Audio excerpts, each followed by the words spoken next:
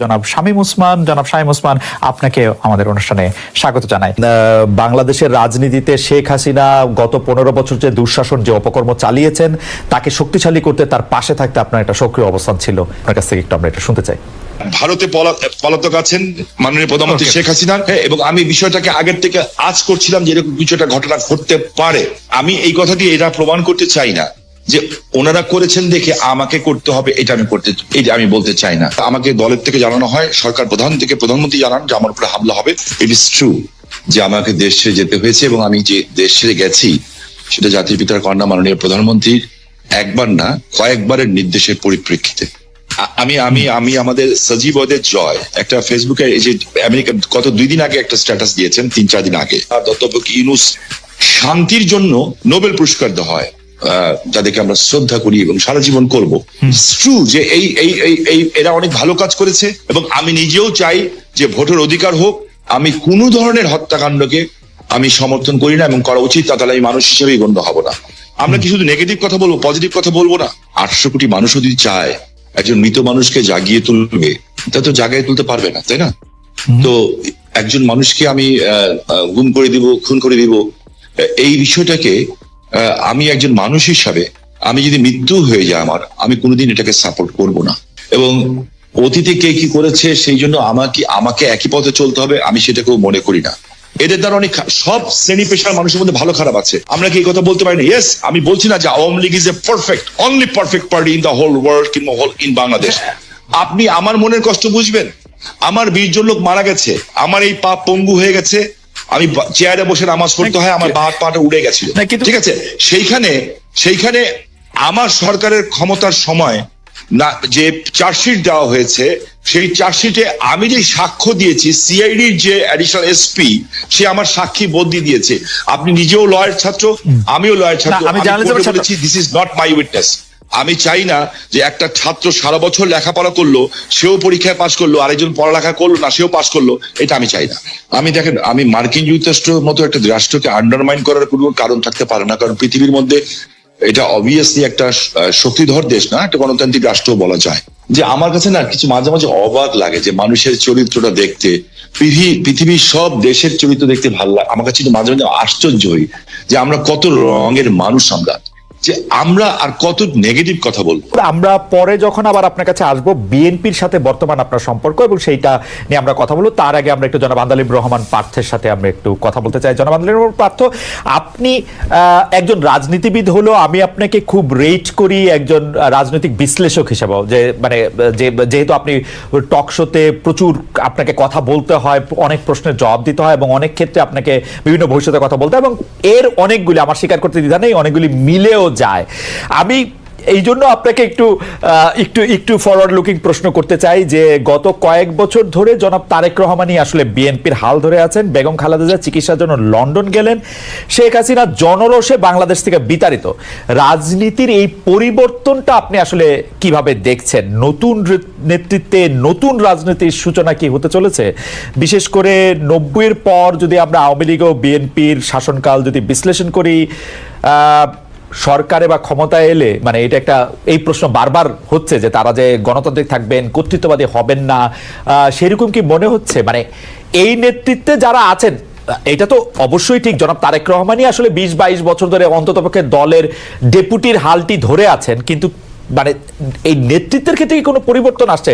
ব্যক্তি মানুষ না, আদর্শের, দৃষ্টিভঙ্গির আপনি কিভাবে দেখছেন?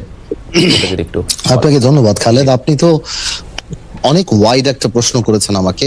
আমি একটু ব্যাকগ্রাউন্ডে যাব। দেখুন, আপনি সমষ্টিগতভাবেই যদি বাংলাদেশের রাজনীতির অবস্থা দেখেন, গত 17 বছরে যে একটা ভীতির সংস্কার, ভীতির একটা সংস্কৃতি আমাদের রাজনীতিতে ছিল, যার কারণে 17 বছর কিংবা 20 বছরে ভালো মানুষগুলি রাজনীতি থেকে দূরে সরে যায়। এই কারণে অফকোর্স একটা ভ্যাকুয়াম সৃষ্টি হয় রাজনীতিতে। কারণ 17 বছর আপনি জানেন যে কোনো রাজনীতি করতে গেলেই একটা গুম খুনের একটা ধারণা ছিল, বা মানুষ রাজনীতিবিদদের উপরে কেন জানি বলবো না, মানুষের যথেষ্ট রিজন ছিল রাজনীতিবিদদের থেকে দূরে সরে যাওয়া।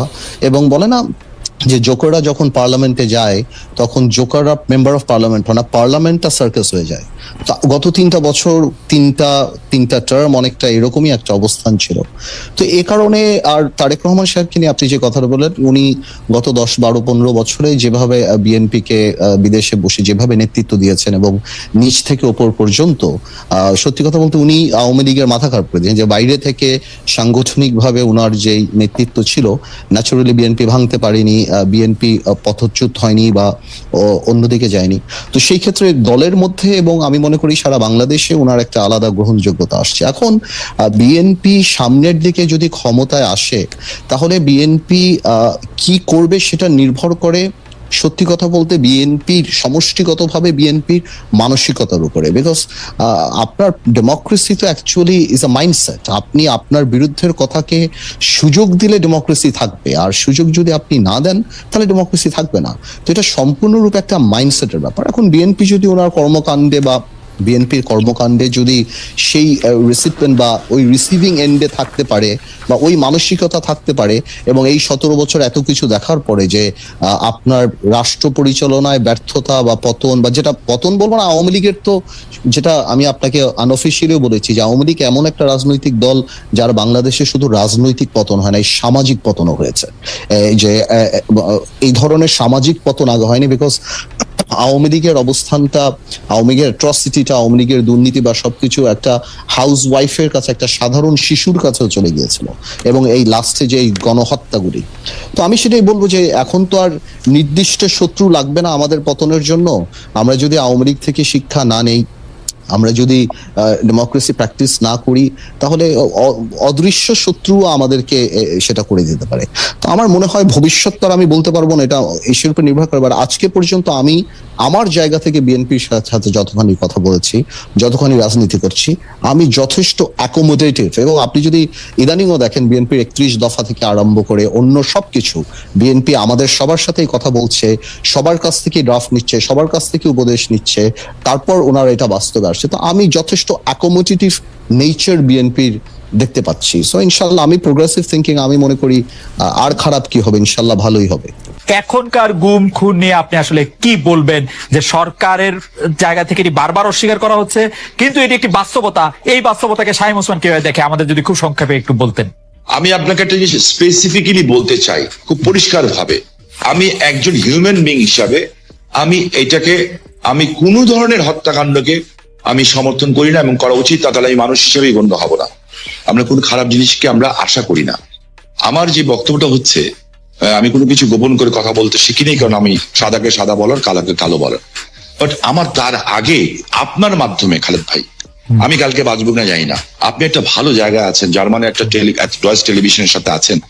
আমি আপনার কাছে অ্যাপিল করছি, রিকোয়েস্ট করছি, আমি যদি অ্যাম্বাসাডারদের সাথে কথা বলতে পারি, কিংবা বিদেশে যেয়ে যদি বড় বড় মন্ত্রী মিনিস্টারের সাথে কথা বলতে পারি, আমি কিছু অভিযোগ দিব।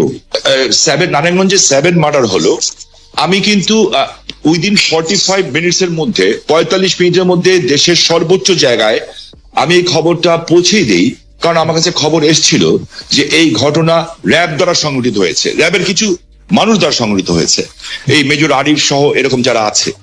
বিকজ তারা ডিস্ট্র্যাক্ট হয়ে গেছিল, যেহেতু আমি এলাকার মানুষ, আমাকে সবকিছু খবর রাখতে হয়, এবং আমি স্বরাষ্ট্রমন্ত্রী মহোদয়কেও জানিয়েছিলাম বিষয়টা, যে something is going on, but এত বড় দুর্ঘটনা হবে এটা আমি বুঝতে পারিনি।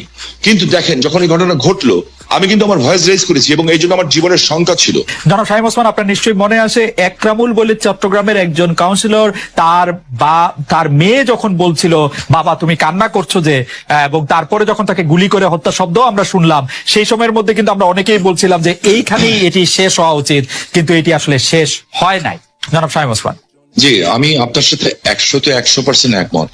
একজন মানুষকে আমি গুম করে দিব, খুন করে দিব, এই বিষয়টাকে আমি একজন মানুষ হিসাবে, আমি যদি মৃত্যু হয়ে যায় আমার, আমি কোনোদিন এটাকে সাপোর্ট করব না। এটার চেয়েও বড় সত্য হচ্ছে, এত বড় বড় উচ্চ পদস্থধারীরা এখনো কিন্তু জেলখানায় আছেন। যেমন বিএনপির নেতা সালাউদ্দিন সাহেব, ওনাকে গুম করা হয়েছে, খুন করা হয়েছে বলা হলো, ঠিক আছে। তো বিএনপি নেতা সালাউদ্দিন সাহেবকে তো পাওয়া গেল ভারতে। আমার চোখের সামনে যখন নারায়ণগঞ্জে একটা পরিবার আগুন দিয়ে বাসে পুড়িয়ে মেরে ফেলা হলো, আমার চোখের সামনে নারায়ণগঞ্জের যাত্রাবাড়িতে বাসে শুয়েছিল ড্রাইভার আর কন্ট্রাক্টর, তাকে আগুন দিয়ে পুড়িয়ে মারে হলো। ওস্তাদকে মাথা দিয়ে যে কন্ট্রাক্টর পুড়ে ফেলো, 85 জন মানুষকে পুড়িয়ে ছাই করে দেওয়া হলো। এটার নাম রাজনীতি? আর তাদের বিচার হলো না কেন? যারা আগুন সন্ত্রাস করলো এই দেশে, যারা পুলিশকে পুড়িয়ে মারলো, সাংবাদিককে পুড়িয়ে মারলো, কিন্তু- জজ করে বোম মারলো এবং বিভিন্ন স্কুল সেন্টার কিন্তু উড়িয়ে শাহিন দিল। ভাই, শাহিন ভাই, আমি এই আমি- সরকারের আমি কাছে একটু- প্রশ্ন আমি রাখতে একটু- চাই, আমি- আমি- এই আমি সরকার একটু- ন্যায় বিচার কেন